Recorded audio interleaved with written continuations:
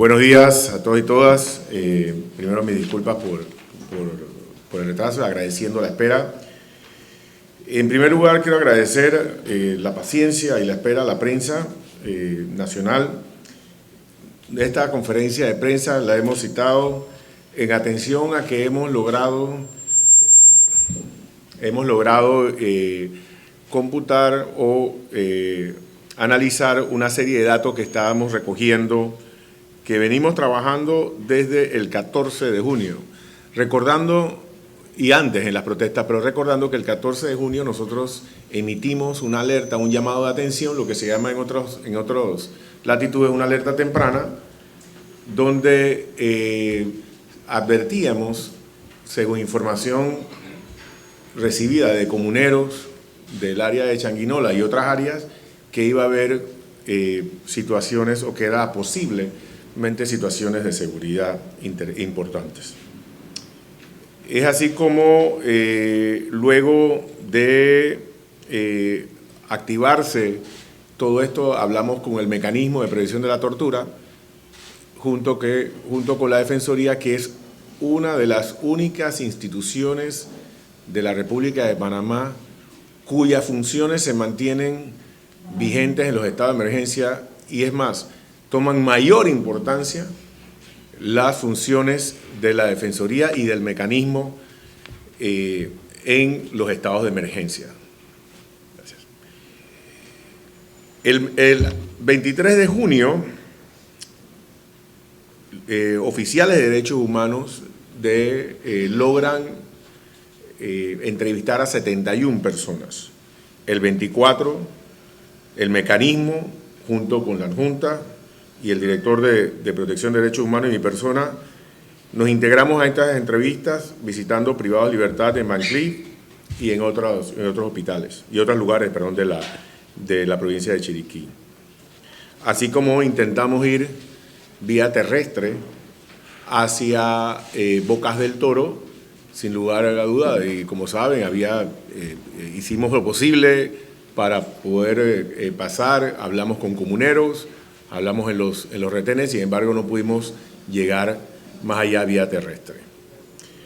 En este momento le voy a dar la palabra a Julio de Gracia para que nos indique la cantidad de quejas que tenemos y posteriormente la señora adjunta dará a conocer todas las actividades que ha realizado la Defensoría del Pueblo.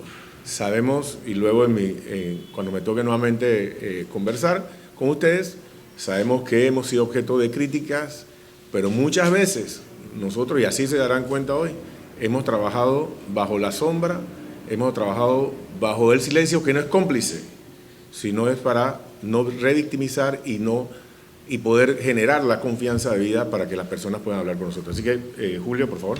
De manifestaciones y protestas a raíz de la aprobación de la Ley 462, pues la Defensoría del Pueblo ha recibido de parte, y también cumpliendo con nuestro deber y nuestra función legal y constitucional, hemos a la fecha atendido 73 trámites. De ellos, 40 quejas han sido iniciadas de manera oficiosa, 32 de parte y una petición, las cuales algunas se encuentran en investigación y en otras ya hemos tenido algunas respuestas por parte de los estamentos de seguridad, quienes han sido pues las entidades o entidades que han sido más quejadas en este caso.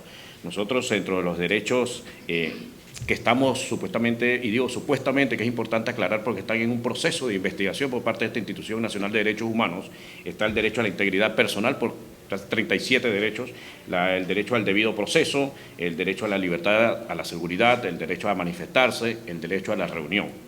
Igualmente, entre las instituciones que nosotros estamos investigando, están la mayoría de los estamentos de seguridad, dentro de ellas pues la Policía Nacional con 37 quejas, el SENAN, el SENAFRON, entre otras. Profesor. Doy la palabra a la licenciada Claricia Martínez, defensora adjunta de la Defensoría del Pueblo, para que nos relate le relate a ustedes todas y cada una de lo que ha realizado las regionales a nivel nacional y todo lo que hemos activado en la Defensoría. Gracias. Buen día a todas y todos. Gracias por asistir. Haciendo correlación con todo lo que ha mencionado el señor defensor y el licenciado Julio de Gracia, director nacional de Protección de Derechos Humanos, es importante recalcar que nuestras oficinas regionales son un importante brazo ejecutor a nivel nacional. Y en este aspecto, las oficinas regionales de Bocas del Toro, de Chiriquí, de Santiago, de Aguadulce y de San Félix también han hecho un trabajo arduo. Ya lo hemos mencionado en la conferencia de prensa que hubo el martes pasado en la ciudad de David, donde a raíz de todo lo ocurrido se han activado los mecanismos a través del plan de acompañamiento ciudadano de estas mencionadas oficinas regionales. Cuando nosotros estuvimos en la ciudad de David, pues pudimos hacer ese monitoreo con la oficina regional de David. Ellos estuvieron en el hospital regional de David, estuvieron en el parque Van Cleef, también estuvieron en el centro, el Cefere de Algarrobos y en el centro penitenciario de David, haciendo ese monitoreo, haciendo las entrevistas directamente, luego en conjunto con el Mecanismo Nacional de Prevención de la Tortura, levantando esa data. Es importante mencionar, nosotros hemos estado recibiendo todos esos videos que transcurren a través de las redes sociales, que envían a los diferentes grupos de WhatsApp. Sin embargo, la labor de Defensoría del Pueblo a través de este brazo ejecutor, que son las oficinas regionales, es imprescindible que nosotros podamos confirmar a través de nuestro personal la veracidad de cada uno de los hechos o los actos o los supuestos actos que pues son de conocimiento público. Es importante recalcar que cuando ya se da el estado de urgencia, a partir del 20 de junio, la Defensoría del Pueblo también en la Oficina Regional de Bocas del Toro estuvo activa todas estas semanas, desde el 28 de abril que empezaron los cierres en la ciudad de Changuinola, en el distrito de Changuinola, provincia de Bocas del Toro. La Defensoría del Pueblo no ha dejado de monitorear y estar presente en estos recorridos. Sin embargo, por la seguridad de nuestro personal, ha estado de civil portando el carnet y haciendo esos recorridos al cuartel de policía, a los hospitales, casas de justicia de paz. Sin embargo, también han tenido que pasar por estos cierres innumerables que había en toda la provincia de Bocas del Toro, como ya se ha explicado en la conferencia anterior. Cuando se da ese estado de urgencia, ya nosotros habíamos realizado visitas. Recordemos que al darse esto el 20 de junio, ya veníamos de disturbios o de altercados que se habían realizado también en la ciudad de Almirante, el fin de semana del 13 y 14 de junio, que fue corroborado por aprehendidos en el cuartel de policía de la ciudad de Changuinola. Posterior a esto, la misma data que recabó la Oficina Regional de Bocas del Toro fue enviada a la Oficina Regional de Chiriquí, quienes pudieron entonces confirmar cuando en el fin de semana que todos conocemos del 21 y 22 de junio, pues hubo unos traslados en la noche de aprehendidos, que ya el defensor ha mencionado, y que se pudo monitorear entonces esa misma data que recabó, y se los digo en este orden porque ha sido un trabajo en conjunto tanto por la sede central con los directores nacionales como por las oficinas regionales también. Entonces, la misma data que recabó la Oficina Regional de Bocas del Toro fue enviada a Chiriquí. Posterior a esto, ellos pudieron realizar las entrevistas. Cuando nosotros observamos ese traslado de las personas aprehendidas de David a Santiago, nosotros íbamos de camino, y menciono nosotros porque era el defensor, era el licenciado Julio, este equipo que se trasladó de Panamá a David para entonces vivir por nosotros mismos todo lo que estaba ocurriendo, y pudimos entonces articular con la oficina de Santiago para que pudiese esa misma noche y con el Mecanismo Nacional de Prevención de la Tortura atenderles y poder confirmar quiénes habían sido los trasladados a Santiago. Ellos han verificado desde el día 1 y realizado monitoreo.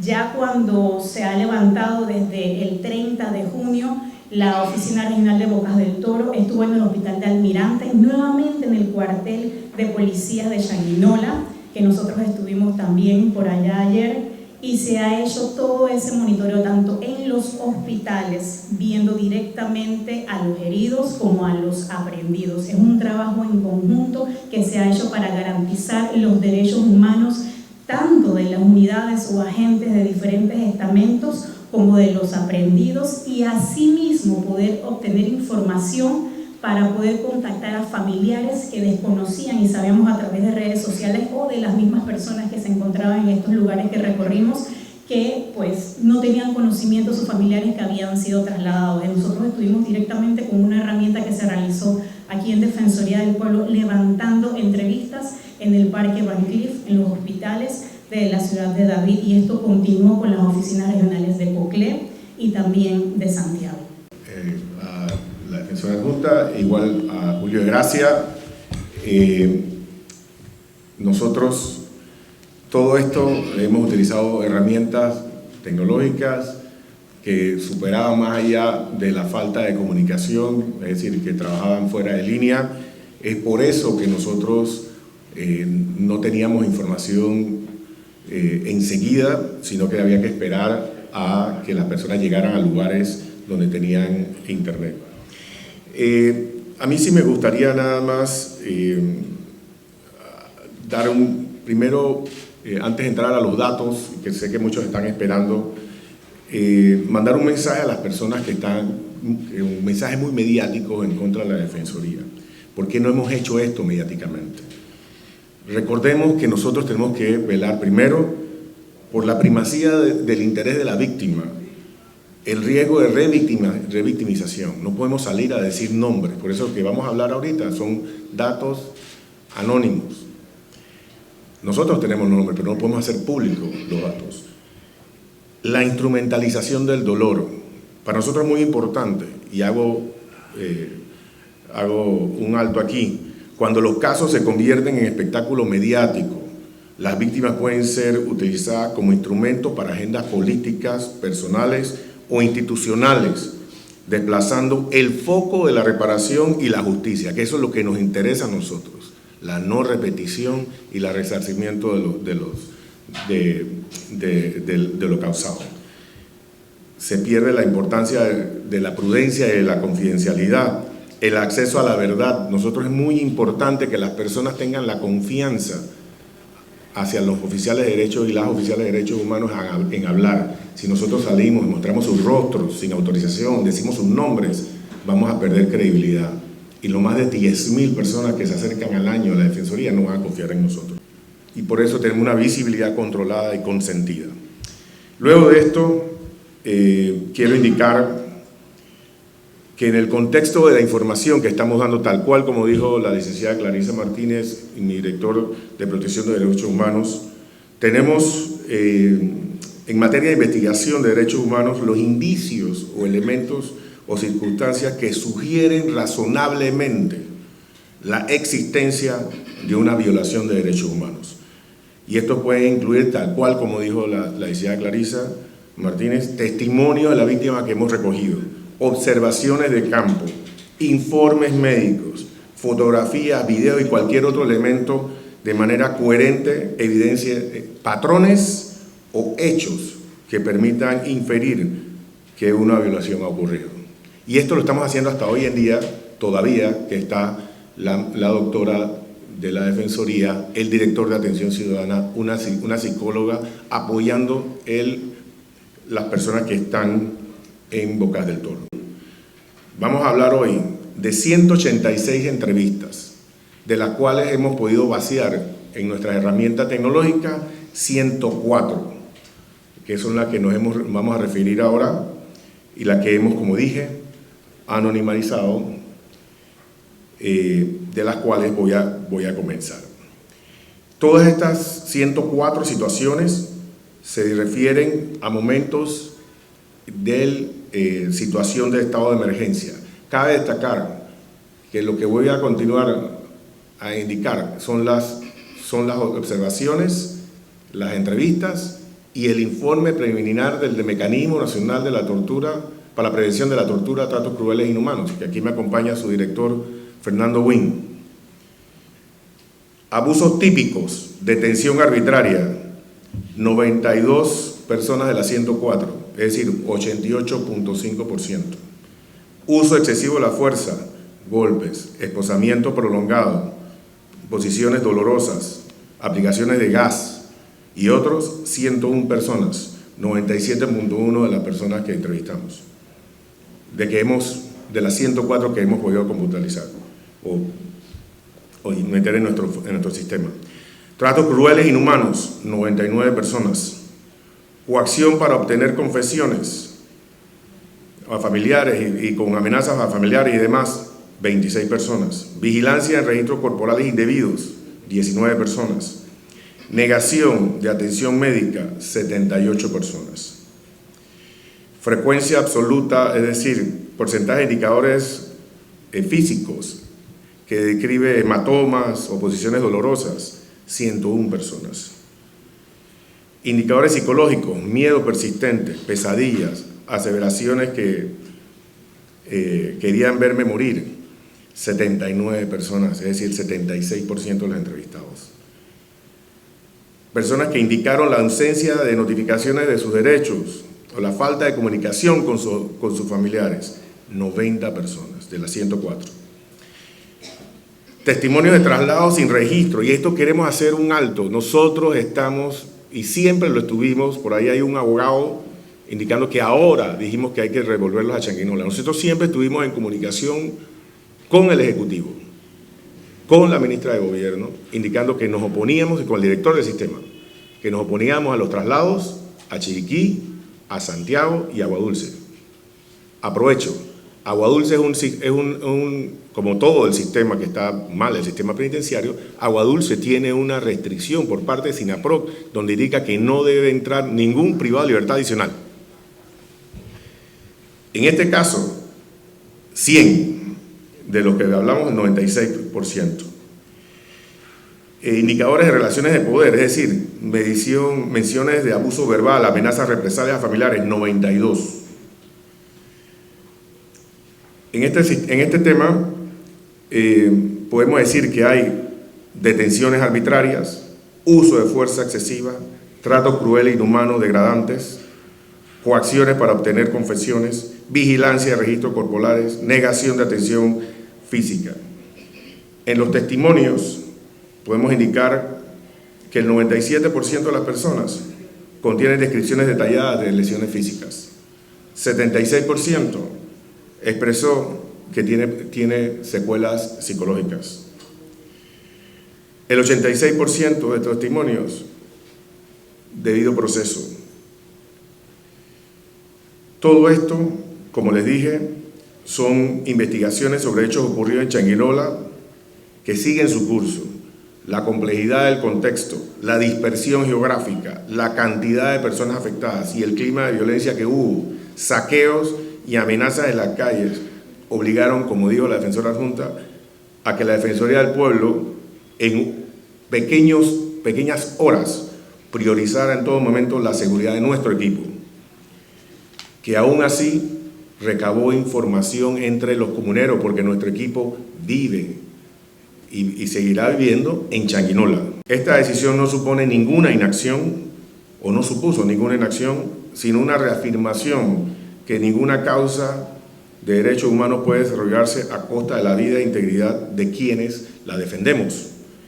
Hemos constatado a la fecha indicios graves, consistentes a violaciones de derechos humanos que no pueden quedar sin respuesta. Corresponde al Estado panameño asumir con seriedad este desafío, brindar un resarcimiento integral a las víctimas, garantizar medidas efectivas de no repetición y reforzar los controles internos que prevean estos abusos, especialmente en situaciones de tensión social y operativos de seguridad. El camino hacia la paz y la reconciliación en Changuinola exige un reconocimiento expreso y sin matices a las víctimas de estos actos de violencia, muchas de las cuales son parte del mismo pueblo que claman por justicia. Comerciantes, trabajadores, madres, jóvenes y familias enteras que sufrieron no solo por la represión, sino también por los actos vandálicos que afectaron su seguridad, su medio de vida y su convivencia social. Hoy hacemos un llamado firme al Gobierno Nacional a avanzar hacia la reparación y la construcción de garantías reales, de no repetición, que no es solo una obligación jurídica, es un compromiso ético a la democracia, con la dignidad humana y con la posición de un futuro común, donde los conflictos se resuelven con la paz, con el respeto a la ley y con la protección para todas las personas.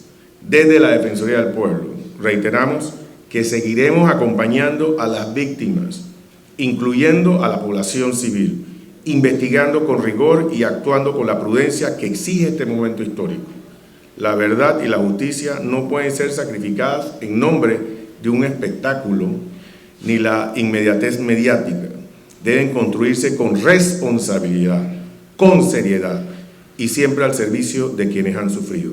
Por último, quiero indicar dos temitas. Uno, que en este momento, o ya bueno, hace unos instantes, la directora de Legal se encuentra en la escalinata de la Procuraduría General de la Nación, interponiendo la denuncia correspondiente por los indicios en materia de derechos humanos que ha descubierto la Defensoría del Pueblo, hallado por nuestras regionales y por el Mecanismo Nacional de Protección, es más, valiéndose del informe preliminar del mecanismo, tal como lo mandata las convenciones y la ley sobre los que resulten responsables por los artículos 155, 156, 156A, que habla de derecho a la libertad y nos indica también las posibles conductas penales que hemos encontrado. Por último, nosotros hemos, hasta hace unos instantes, y les pedimos disculpas por la espera, pero queríamos tener la data más exacta al momento. Probablemente eso nos tomó un poco más de tiempo. 186 personas hemos entrevistado. 172 del total son hombres, 14 mujeres, 137 hemos identificado de posibles víctimas o de víctimas de violencia. Queremos aclarar algo que está bastante en temas en redes sociales. No hay evidencia de que se ha estigmatizado o que esto se ha generado exclusivamente a una etnia en particular. Tenemos 99 personas que se autodeterminaron como miembros Noveulén. Tenemos 27 latinos, 17 afrodescendientes, 33 personas que se identificaron como otro y 10 personas que no quisieron identificar.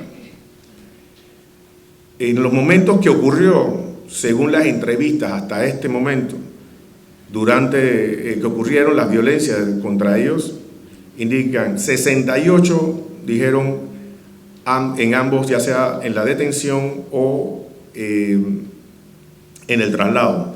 59 no especificó, 50 durante detención y traslado y durante permanencia en el centro 9. Esto estamos hablando de los 186. Data que todavía estamos analizando y verificando. De los que se sumarán en los 186 menos 104, esos son los que nos falta por verificar. Muchos no fueron informados del motivo de detención. Ya ahorita estamos analizando 137 personas que sufrieron agresión. Mayor parte de las personas no tuvieron temas de traducción porque, como dije, no fue un tema étnico y el 100% de las personas que entrevistadas hablaban el idioma español. De hecho, lo que estamos en la mesa, entrevistamos en alrededor de 33 personas de estas 186. 97 no tuvieron acceso a llamada y se han sumado ya de los datos que tenemos, ya van 117 de trato inadecuado. Por ahora este es el informe. Nosotros, como dijimos, no hemos parado.